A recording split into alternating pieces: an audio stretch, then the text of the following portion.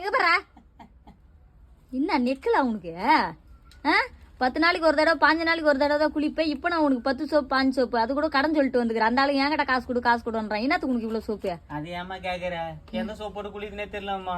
ஒண்ணுத்துல கத்தா இருக்குதுன்றான், இன்னொன்னுல கருவேப்பிலை இருக்குதுன்றான், இன்னொருத்துல கருவேப்பிலை கொத்தமல்லி இருக்குதுன்றான், இன்னொன்னுல எண்ணெய் கடுவு இருக்குதுன்றான். எதை வாங்கி குளிப்ப?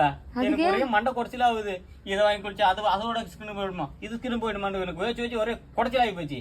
அதான் மொத்த சோப்பு வாங்கி வந்துட்டேன். மொத்தத்தையும் போட்டு அரைச்சி போச்சு குழப்பி வச்சு தடவி குளிக்கிறேன். இப்ப என்ன பண்ணுவானுங்க உனங்க?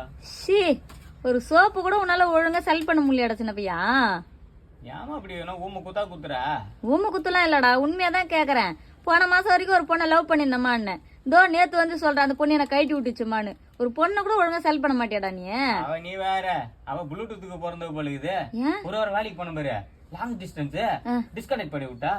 பக்கத்து பையன் பக்கத்துல இருந்துக்கிறான், கனெக்டட். அடப்பாவி.